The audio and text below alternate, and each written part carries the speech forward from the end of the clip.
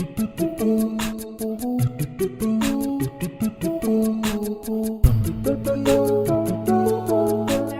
if you're new to my channel, welcome. My name is Remna and here I talk about self-development and books. But if you're not new here, welcome back. Thank you for staying. And I also just want to say thank you for 133 subscribers. I know I haven't been active on this channel and it's been a while since I posted, but I really am grateful for everyone who has come and discovered my channel and liked it enough to subscribe.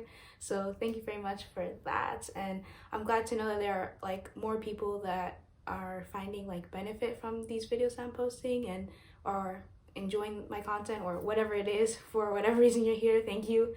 In this video today, I want to talk about 5 ways that you can start prioritizing yourself.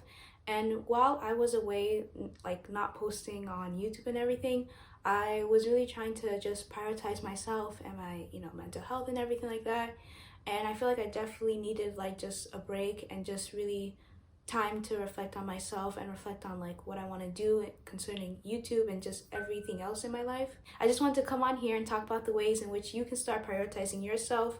I've definitely learned a lot with my time away from YouTube, and I definitely think that I've grabbed some lessons on how I can like really prioritize myself and how I can continue on doing these things even whilst I'm doing YouTube and like just life in general. So I hope this video helps, and I hope this video comes to you at the right time. So without further ado, let's get into it. So the first and most important thing if you want to start prioritizing yourself is to take pauses. And this can be in any sort of form. Like I mentioned earlier, I took a personal pause from posting on YouTube, and that allowed me to really reflect on my intentions with this channel, with what I wanted to do. But you can also apply this to other areas of your life, but maybe after school hours or after work hours, like by yourself. Maybe just take time to like decompress and really just evaluate how you're feeling, evaluate how you feel about either that job or school or just everything that's going on within your life. When you take time to just really reflect on how you're feeling and what is going on within the current moment of your life, I think that provides you a lot of clarity, and you're giving yourself enough time to just like release any emotions you've been harboring inside of yourself, or be able to make some realizations that probably you wouldn't have made if you were to just keep going on. Because the thing is with life and just life in general, what I've realized is that things are always moving on. There's always something to run after, there's always something that we're chasing. But if we're constantly on this like hamster wheel going and going and going, then you wouldn't be able to have enough time to really reflect on 1, how you're feeling, 2, how you're doing, and 3, even if you want to continue on with what you're doing or if something needs to change. And also taking pauses helps you to not get into autopilot mode, so like just doing things without really thinking about it, or doing things without really having any true intention or true knowledge of why you're doing it.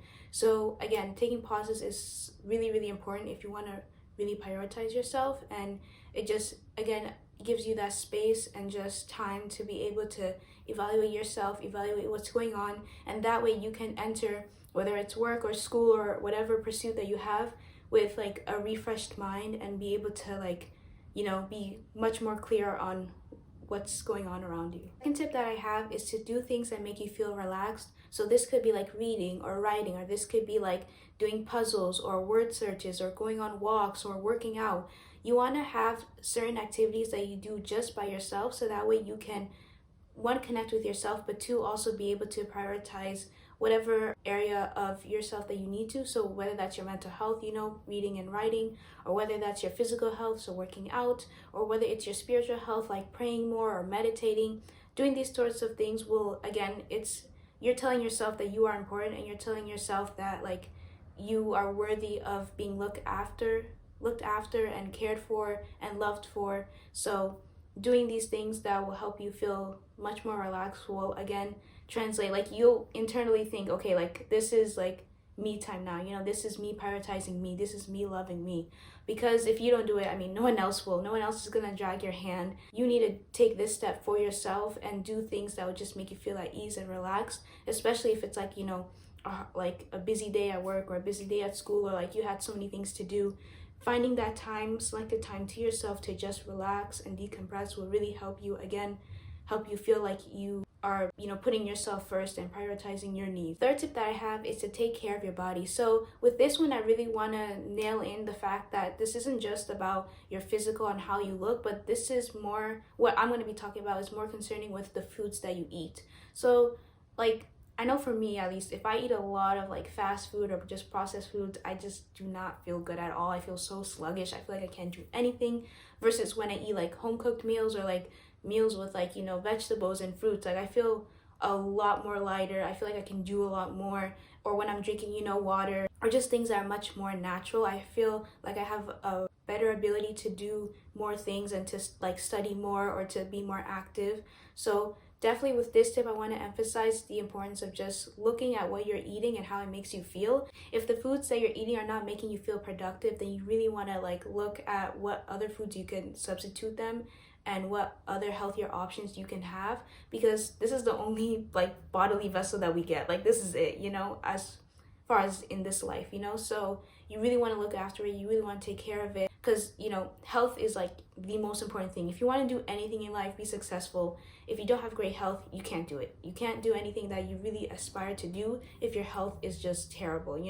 The fourth tip that I have is to connect with yourself. So this again is doing an activity that is just by yourself, not with anyone else.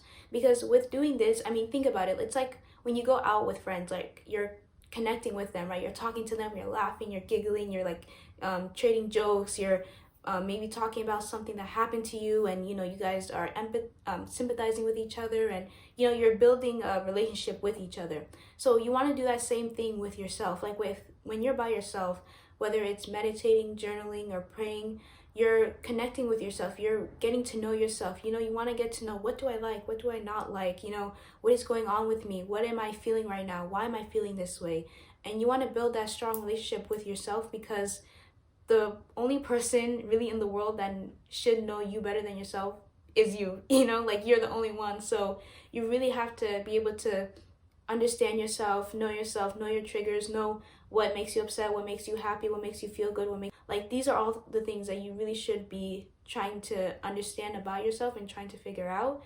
And especially with I want to step aside with the whole prayer. Prayer, I think, is a really special type of connection, because this isn't only a connection that you're having with yourself, but you're also having it with like the higher up.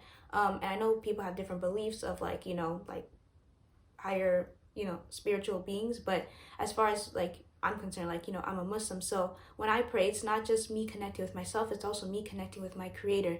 So prayer is such an important component in really prioritizing yourself, because you're prioritizing your spiritual health. You're prioritizing not only how you are doing mentally, emotionally, but you're also prioritizing the one who created you in the first place to even be here. Prayer, in my personal opinion, is so important because it helps you create a relationship with yourself and have a strong relationship with who you are, but also helps you create a stronger relationship with the creator, the one who created you.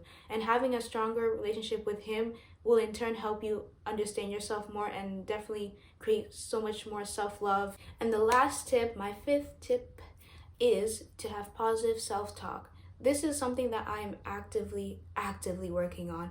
I didn't realize how bad my negative self-talk was until like I really caught myself, and I'm like, whoa, why did I say that to myself? Like, I don't need to, like, we don't need that. No, positive self-talk is so important, because when you talk negatively down towards yourself, like, I think it's so common to like, people make jokes about it and whatnot, but I don't think a lot of people understand how deep it goes. Like, yeah, you may joke about yourself or talk down on yourself like in a jokingly way, but over time you start to kind of believe it, even if you're not aware that you're believing it. But like through your actions, you may not do a certain thing because you generally don't feel like you're good enough, or you may not go up to a certain person because you don't feel worthy enough, or you don't do the things that you want to do because you feel afraid. Like, and all of this can stem from your negative self-talk. So having positive self-talk, talking to yourself in a positive way, uplifts that. You're giving yourself compassion, because the reality is that not everyone's going to give us the validation and the compassion that we need, but we can give it to ourselves. We can actively, with intention, give ourselves compassion and validation. And this doesn't mean that when you do something bad, you're just gonna be like, oh no, I'm gonna positively talk to myself. No, like positive self-talk is also acknowledging when you do wrong or when you make a mistake, but also adding on to that, encouragement. You know, you just don't leave yourself off with, oh, you made this mistake, you're so stupid, why did you do this, you're such a failure. No. You acknowledge what you've done and be like, yeah, okay, I made this mistake, this wasn't the greatest, but I can do better, I can do this next time, I can do that. That's the type of positive self-talk that you need to have with yourself, because I mean, it needs to be balanced. You know, you need to be able to acknowledge the wrongs that you do and be able to talk to yourself positively. And also you need to be able to encourage yourself too when like you have like, you know, like let's say for example, you want to do something but you're really afraid and you're like, oh no, I don't think I can do this. Having a positive self-talk would be like, okay, you know what, this is scary and this is scaring me a little bit, but I know if I do this, then it won't be as scary, and this may, you know, get me opportunity, or this may help me, you know, realize some things I need to work on myself. This is a new challenge that'll help me grow. Like, you want to have that sort of narrative in your head going. That way you can be able to, again, do the things that you want to do, meet the people that you want to meet, explore the things that you want to explore. Having positive self-talk will help you do a lot more and progress more steadily and even at a quicker pace in life than if you were to have negative self-talk, because that just brings you down. But having positive self-talk will definitely uplift you. You'll be able to, again, have a better relationship with yourself, and that way you're able to, you know, feel confidence, you know, build up self-love, self-respect. That's it for this video. I hope you enjoyed it. If there are any other things that you do to prioritize yourself, then please write them in the comment section below. And until next time, I'll see you in my next video. Bye-bye.